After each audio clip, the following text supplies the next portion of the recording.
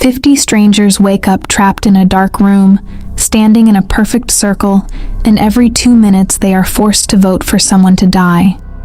But the real horror isn't the machine in the center. It's how fast they start turning on each other. Because the moment anyone refuses to vote, the system chooses randomly. And suddenly surviving isn't about escaping anymore. It's about deciding who deserves to die next. Then they realize there are no doors, no exits, no way out. Only a black dome machine in the center.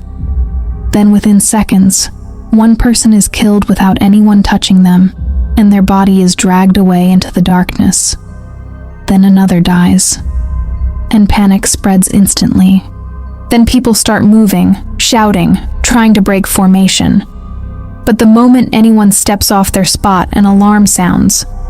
And when one man ignores it and moves anyway, the machine kills him instantly, proving there is no escape and no mercy. A college student figures out something strange. Each person can use hand gestures to vote. Arrows on the floor show who they are voting for, but no one can see anyone else's vote. And if enough people target the same person, that person dies when the timer ends.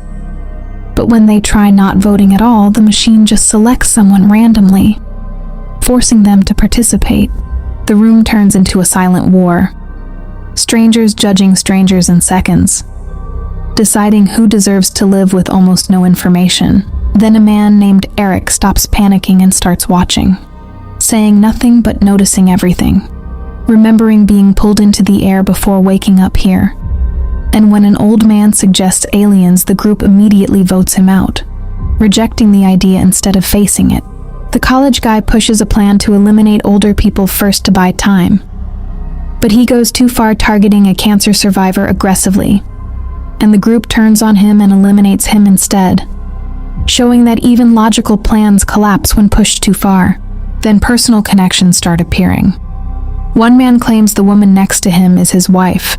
Another recognizes someone he had an affair with, and suddenly people are no longer strangers. They become leverage and risk at the same time. A cop starts exposing people, forcing a tattooed man to admit he abused his partner, and the group eliminates him immediately. But moments later, the cop goes on a racist rant and the group eliminates him too, showing that authority inside this room is temporary. Then someone points out that minorities are being eliminated more often. Not because of the machine, but because of the people using it. The system is neutral, but the decisions are not. Eric makes his first move. When someone targets a pregnant woman, he immediately votes against that man, creating a tie and getting him eliminated, protecting her and sending a message. Then something unexpected happens.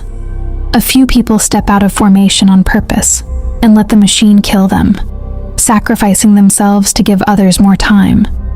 And for a moment, the room goes silent.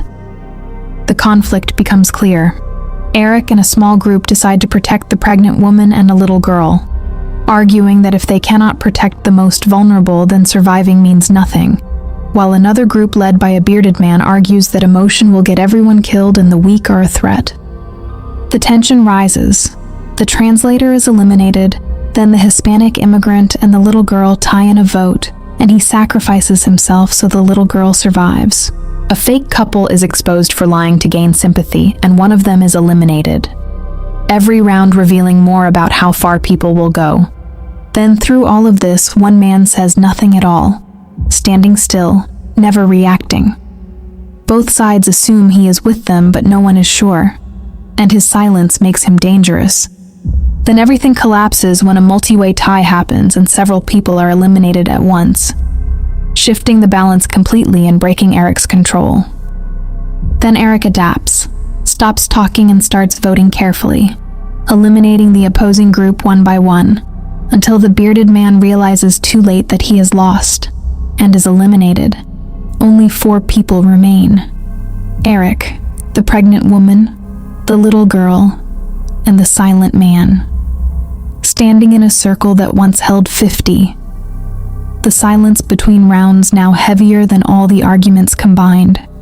Then Eric finally speaks his theory, that this is a test, something watching them to see how humans decide who lives and who dies when nothing else matters.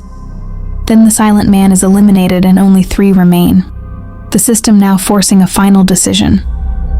Then Eric and the little girl agree to sacrifice themselves so the pregnant woman survives. They count down together.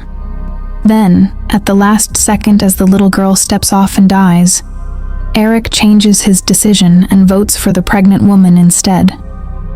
She is eliminated. But then the system reveals something unexpected. Her unborn child counts as a separate life. Then Eric is forced to make one final choice. He makes his final vote, the room goes dark, and it is over. He wakes up outside in daylight alone. And as he walks forward, he finds other survivors from different circles. Mostly children and pregnant women. The same people everyone wanted to eliminate first. Then above the city, massive alien ships hover silently, revealing the truth. This was never random, never human. This was an experiment to observe humanity. It becomes clear there were many rooms, many groups, all running the same test at the same time. And the most disturbing part is not who survived. It is how they did it. Because the machine never forced anyone to do anything. It only gave them the power to choose. Every decision, every bias, every person they eliminated, that was all human. And the real question this leaves behind is simple. If you were standing in that circle, who would you vote for first? And more importantly, who would vote for you? If you made it till the end, subscribe because the next story is even darker. And drop in the comments who you would vote first if you were stuck in that circle.